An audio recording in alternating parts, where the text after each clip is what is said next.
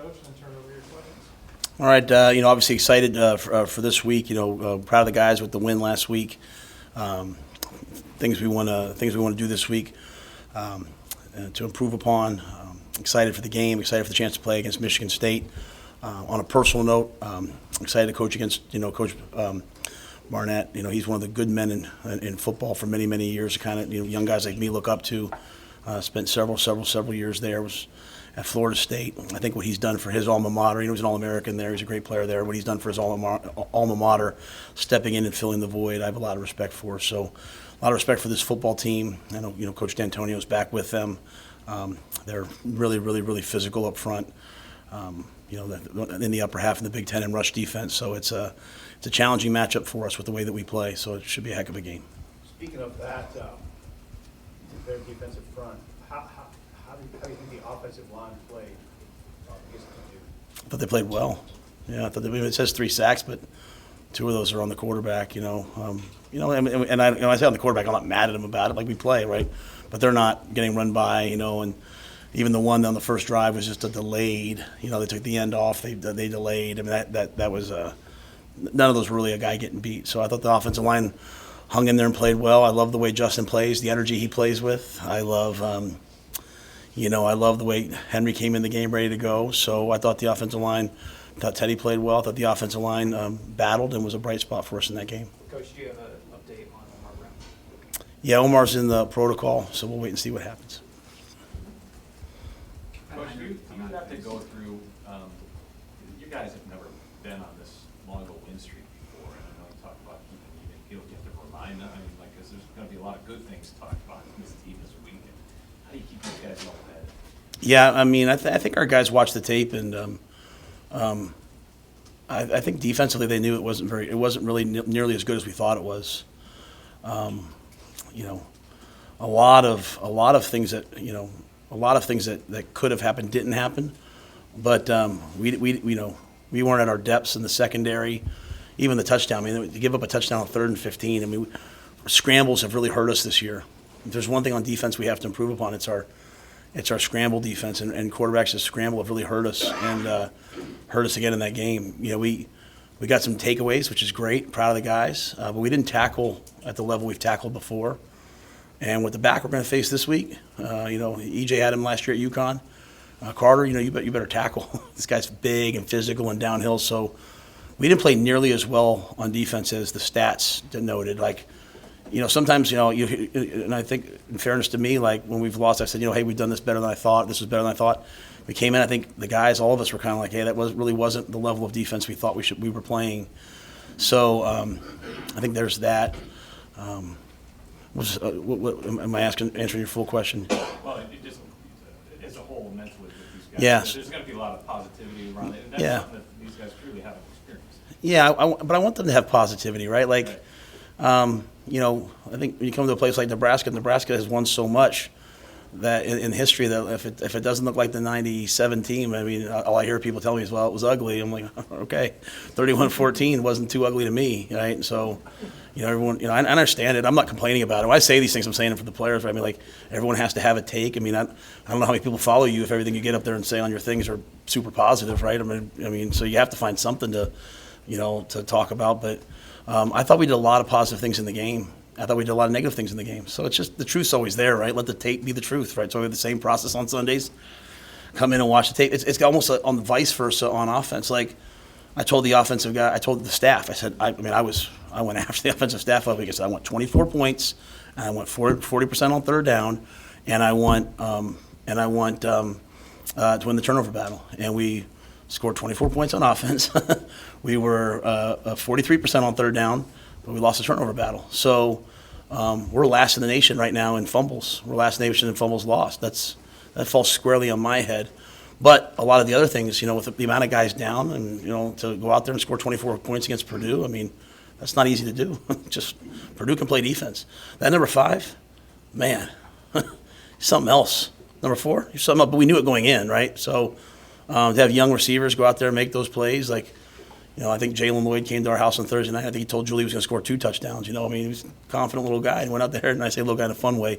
He's a grown man, but, he went out there and he made plays. So, it's just the truth somewhere in the middle, right? It's not, like, hey, the special teams, did they play well or did they not play well? Well, I don't know. We put the ball on the ground twice, but we also scored a touchdown and nailed a 55-yarder. So it's not good and bad. It's just somewhere down the middle, and we have to improve, right? We have to improve. We have to improve because these games are going to come down to the fourth quarter, and there's things that we can do better. Being 5-3 and being -9 in turnovers is a testament to what? Well, on offense, because no one says much good about the offense right now, right? We're still first in the Big Ten in rushing. Okay. We're still first in the Big Ten in rushing yards per game. We're still first in the Big Ten in 10-plus yards rushing, 10-yard rushes, which I think is a pretty cool little stat I try to keep. So that, like, if you're normally doing that, people don't say how the O-line play, right? Like, they kind of know, like, well, if you're first in rushing and you run the ball and people know you're running it and you're still first in rushing, you're probably pretty decent at something, right? I asked the offense to get to in the 40s on third down. They did it, right? So, I think there's kind of those things. So anytime you're first in rush offense and you're first in rush defense, like, what people say ugly, I think is tough. Does that make sense? Like, whereas people might say, hey, you guys are winning ugly, and trust me, I do know it's ugly. So I'm not saying that. I'm as upset as anything.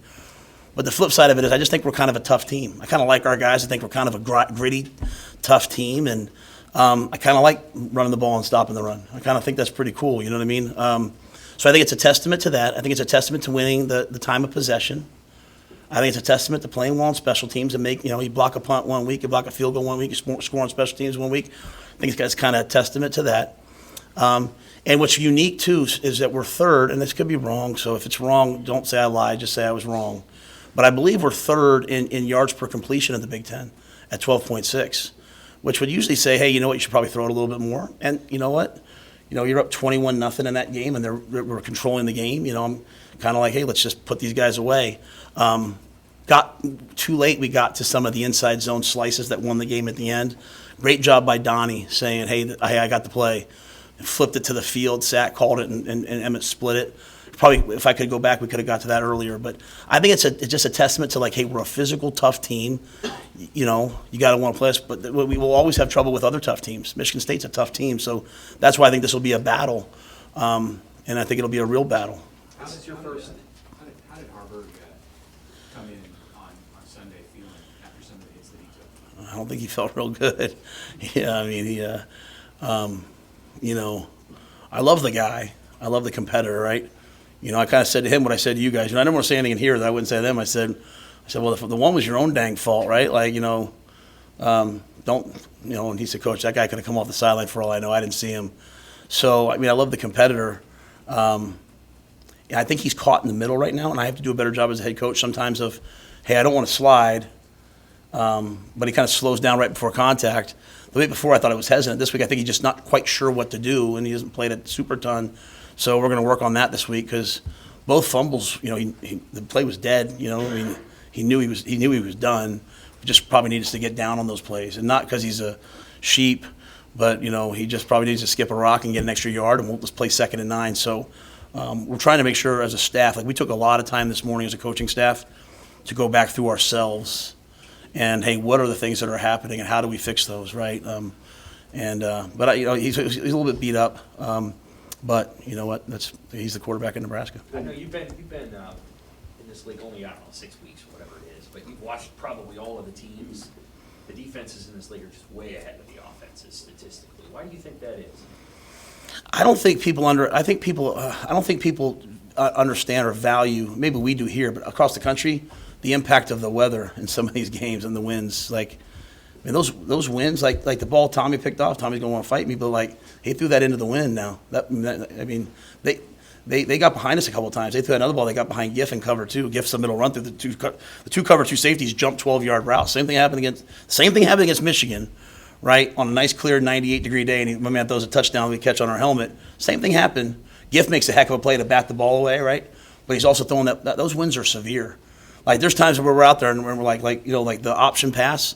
We would have preferred to have called that that we hit to Jalen. We were going to call that in the first quarter, you know what I'm saying? Just the wind kind of felt swirling and all those different things. And so now we ended up throwing that ball with the wind, and I almost looked like maybe it was going to be overthrown it once, but Jalen's so fast. So I think the wind and the elements is a real factor. I think I heard Alvano say it, he kicked a 55-yarder in those elements. It wasn't, 80 degrees in Jacksonville, Florida. So I think those are some of the things that are there. And then, other than that, I don't know. I mean, you see a change in the league now going to some teams that are, going to some teams that are more spread, right? So, Purdue obviously was a spread offense. Wisconsin runs the ball a ton. They have some, a lot more 11 personnel. So, other than that, I don't know. But I do think the weather's a real factor. It's so different from the Big 12, which you were in, though. Yeah, but I mean, we were playing. I mean, there was never a day. There was never a game where the elements ever affected us other than the heat.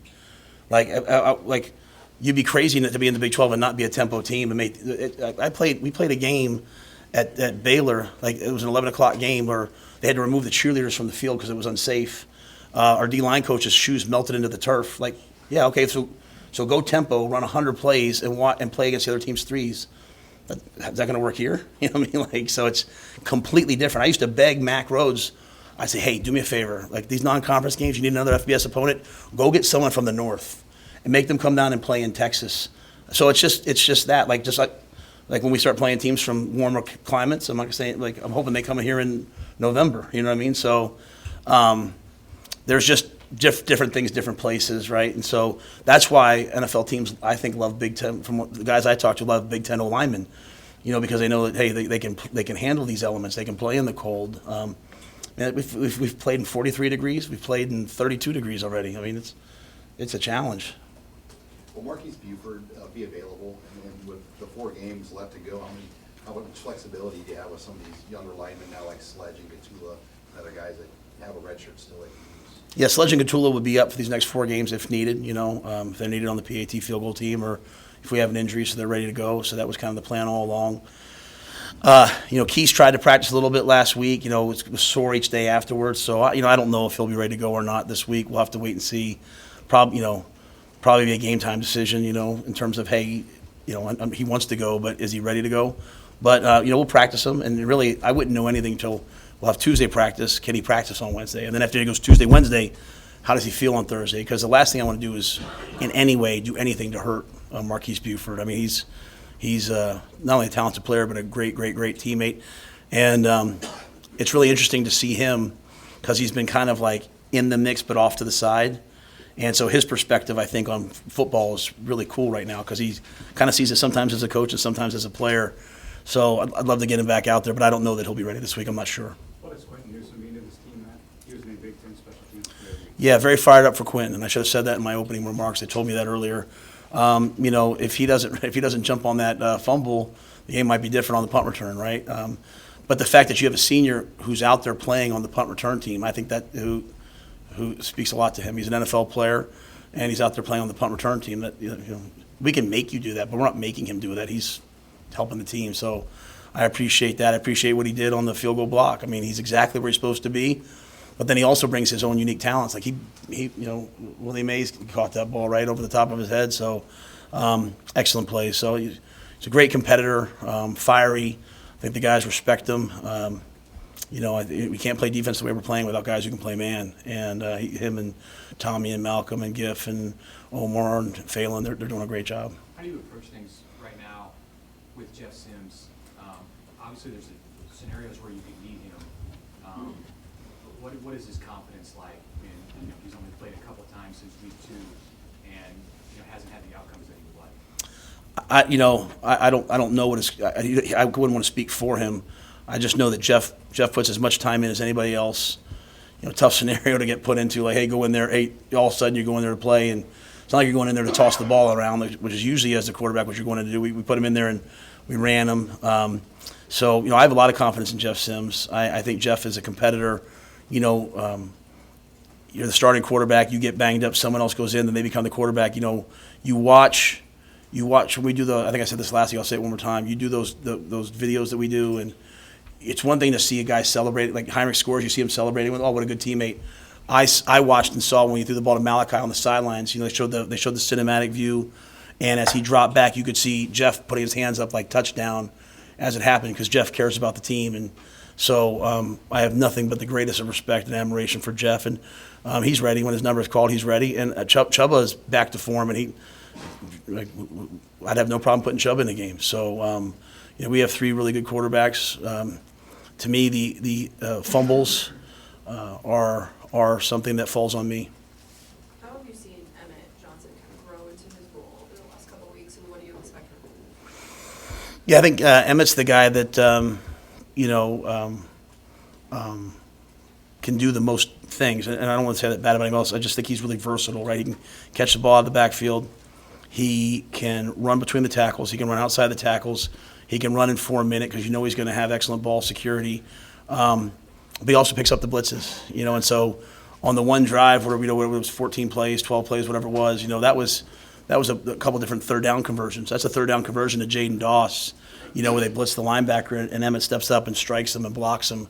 So I think Emmett just does whatever's needed, and I was happy that he had the long run because, it's one thing to be, hey, I can do everything, I'm sturdy. But when you realize, hey, I can make people miss and go too, then it changes everything. So that's a talented running back room we have. We need to get more out of the room, and that's not them, that's us as coaches utilizing those guys. Like Fleeks came in and was like a shot in the arm, and then, we just didn't get back to it enough. Now obviously, if you punch a guy and it costs us 15 yards, that's a problem. And Josh knows that. But I think we just have a lot of good players in that room, and Emmett just being really versatile to help us in a lot of different ways. Going back to your time at Temple and Baylor, your first year here, you've already exceeded, the win totals in the first year at those places, but now you're kind of hovering around the success and the wins that you have in the second years at those programs. Is there any similarities between your second years at Temple and Baylor compared to your first year here in terms of just the teams? I think the difference there those years was we were very up and down week to week, right? Like, we'd win a game. Like Baylor the second year, we'd win a game, we'd lose a game. Like, we lost 66-33 at Oklahoma, and Lincoln Riley, the good man that he is, basically took a knee to not make it 70. Kyler Murray's the greatest player I've ever seen on the football field. We hung in there for a long time, and they just took off. And then we came back the next week, and we upset Kansas State. And then we go to West Virginia, we get our brains beat in on a Thursday night, and we come back the next week and we upset Oklahoma State. So it was just, we were very much like this, like trying to learn how to win. Whereas these guys, and at Temple, I can't remember the second year, you have to forgive me. I think we had like a run, I think we got off to a really good start. I think we were 4-2, and then we just fought to get wins down the stretch. I think the difference with these guys is they're much more, they understand the process, and they're much more process oriented, right? Like these guys, like they do exactly what we ask. They are bought into what we're asking them to do. And so my challenge to them has been like for the older guys, it usually takes longer for the older guys because it's like, well, we used to do this, now we do this. And it's not that they don't even want to do it, it's just hard for them. Whereas like Jalen Lloyd and Emmett Johnson, when they score, we do this little X factor across the goal line we believe in. Like, Christian McCaffrey, I look at it like Christian McCaffrey does it, so you guys should do it. And you see when Heinrich scores, he does it. You see when Jalen scores, he does it. You see when Emmett scores. So the young players, it's just kind of all they know, and this is the process.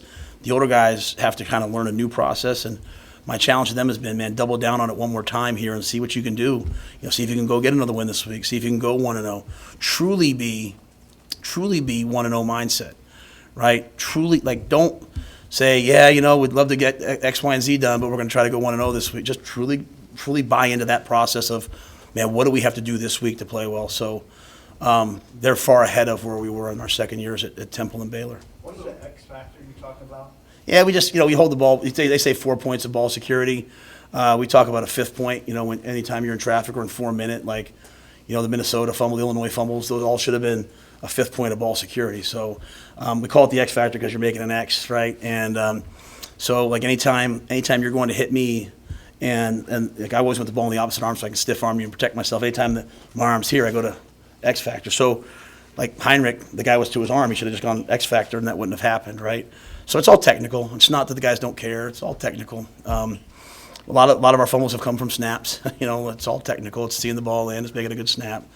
But yeah, so it's just what we do is we always say, like, hey, when you break a long run, right? When you break a long run, like, if there's any chance they have to knock the ball, they're running from behind. It's always the guy you don't see. So we just X factor going across the goal line, and it's just a statement that, hey, anytime we're inside the 5, we're going to do that. So. We still have guys, some of our older guys, they still want to reach the ball across the goal line. They still want to do those things. Our young guys know that that's not what we do. And so, I I mean, my wife told me I'm a jerk because I yelled at Quentin and Tommy for high five, and she's like, "Oh, they're having fun." And I'm, just like, there was not too long ago, you guys were asking me about all the close losses, like, oh, the close losses. The close losses come from reacting instead of having a process. Like, this is what we do. We do this, and just do it even when you think it's stupid. So when I see Emmett and Jalen do that, I'm proud because it's like, hey, they're just doing what we do, not making a decision. Should I do it now? Should I not do it then? And to me, like, we've gone from talking about close losses to ugly 31-14 wins. Now this could be a close loss this week, so we have to fight the fight of the process, and that's and the process sounds so stupid, but it's just really just doing what we're supposed to do. Hey, you've been in this facility now for, 2 months. What do you like most about the new building? Well, I haven't been in it. I'm still in my old office and all those things, so I'm excited to get into those new things. I just love the commitment to recovery for our guys. You could tell right now, like you could probably tell I haven't slept much since the game on Saturday. So I love, like, on Friday I can go in and when the players aren't there, I can go in and use a float tank, right, and reset my whatever it is, sympathetic or parasympathetic, whatever. I can get 4 hours of sleep in 60 minutes. I love the fact that our players can go in there and they can use infrared to reduce inflammation. I love the fact that there's traction tables. I love the fact that there's resistance pools and cold tubs and hot tubs and dry saunas and infrared saunas and dry float tanks and wet float tanks, and all those things I think makes their bodies better. A lot of places have them, but they don't have the commitment from the players. Our players are amazing, and Mitch Cholowinski and his staff do a great job of not enforcing but teaching, and I think it helps our guys' brains. It helps them handle, like you talk about, the stress of the season, having these recovery modalities. So whereas, when I got here, people would talk to me, all they wanted to do was talk about the building was the recruiting path and recruiting this and recruiting that. Nothing recruits better than players who are happy. And so I love the fact that our players are in there. I only go in the locker room, on game day. The locker room's pretty cool. I just love the other stuff. So you're still, like, kind of, your office is over here. Oh, yeah. When does that switch over? Whenever they get the building done, I think we made a change. It just philosophically, kind of like as we were kind of going down the spring, I was like, just get the players in. To me, the program's all about the players. Like, I don't care what office. I can work out of a Starbucks. Like, to me, it's like just get the players in. So we, all the fine people that worked on it did all that to get that ready. So I think later this semester, and I wouldn't really, even if it was ready right now, I wouldn't move my office in the middle of the season. We moved the meeting room. So our guys, they practice over there. They kind of come up the tunnel walk and they come in here and they do their meetings over where they used to. And Kristen, our performance nutritionist, does an amazing job of feeding them all these different places. So it's worked really well. Okay, from your experience, when you face a team like Michigan State, they've lost 6 in a row. You've seen those teams in the past that have gone through some struggles. Are there any hidden dangers that you may not see when you look at their record that exist in these kind of games? Yeah, it's just if you, again, it's going to sound like I hate when I sound like a coach, but it's like it's just if you don't do the process, it's just expectation, right? If you saw me and I gave you $100, you'd be like, wow, thanks, Matt. And you saw me the next day, I gave you $100 again, you'd be like, geez. And then the third day, you'd be looking for me and I gave you $100. And then all of a sudden, a week later, I walked by and didn't give you $100. You'd kind of be like, well, what's the deal? And then if I didn't give you $100 the next day, you'd probably be upset with me, right? Because you start to expect things. So if we expect that the game's going to go one way and it doesn't, then sometimes we're caught, right? So we expect every game to come down to the very last play, and we've got to throw a Hail Mary, kick the game-winning field goal, or make a 4th and 1 stop to win the game. And that way, nothing ever bothers you. Hey, we're expected to be down 21-0 going into the fourth quarter, and we're going to go rally, and we're going to win 22-21. Like, it's just what do you expect? And so when you look at people's records, if they have a great record, sometimes you're like, oh, geez, this is going to be really hard. You expect it, and then all of a sudden, sometimes you miss an opportunity to go play well. When you look at people's records, you say, oh, they haven't won.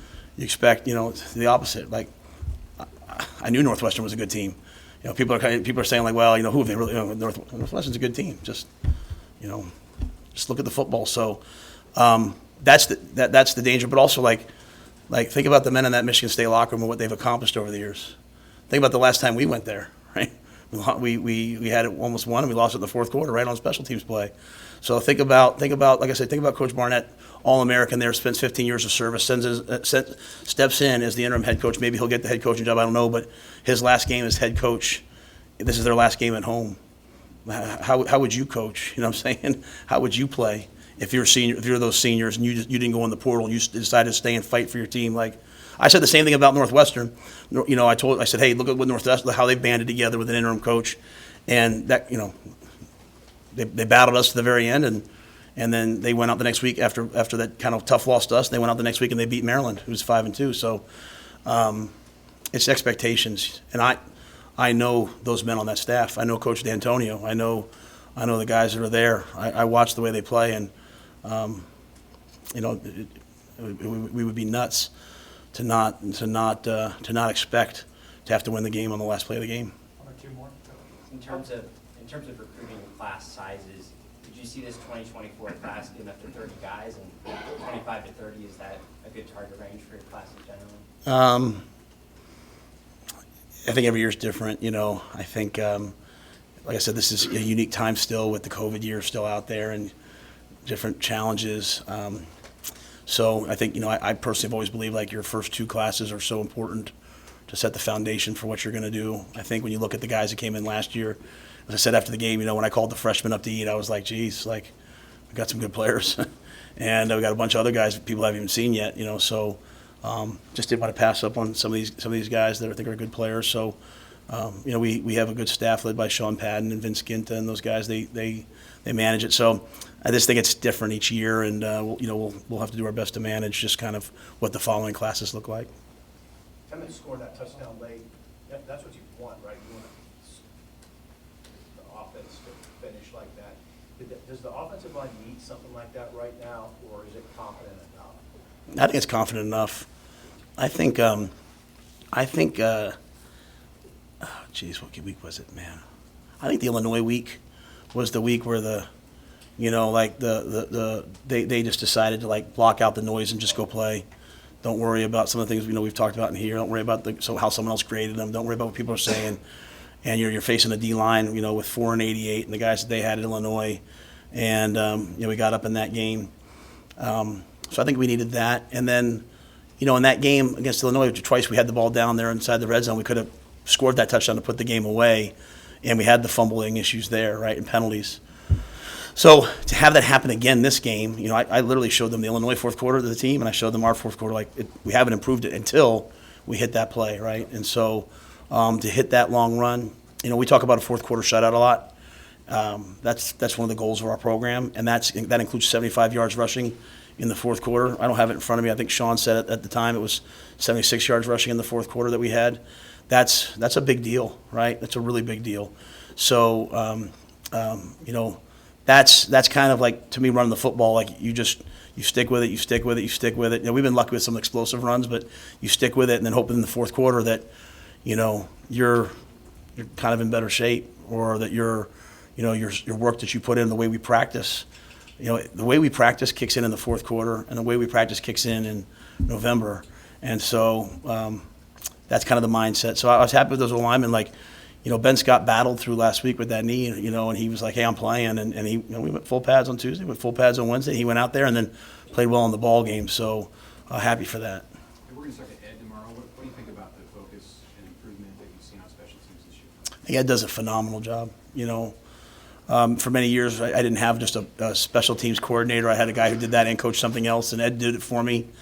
But I just think his ability all day long to talk to players one-on-one and to make sure guys understand what to do. And even last week, the impact of the offensive line injuries, so now Dylan Parrott goes out to be on the field goal team for the first time ever, right? And it's his first reps playing. And, to know that, hey, I'm going to get live reps on Tuesday helped him, right? So I think Ed does a phenomenal job of doing those things and managing different players. The one area that has to improve for us is our punt returns. Coach Darlington came to my office yesterday and said it was a disgrace, and he was right. And he said it in a respectful way, like, hey, Matt, let's talk about this. And obviously losing Billy, and then, AB, had the fumble, but we're letting the ball hit a lot, and balls are going down to the one. So there's areas to improve, but I think Ed does such a great job of letting the guys play fast while still trying to find wrinkles. So, hey, we come up with a pump block. Hey, we put Elijah Judy in on field goal block. Hey, we create this, but he doesn't overdo it. Well, some special teams coordinators, man, it's so much scheme that the guys can't play fast. They still have to be able to do offense and defense, and I think Ed's special in that regard. I'm very lucky that he's stuck with me this long. All right, guys, good to see everybody.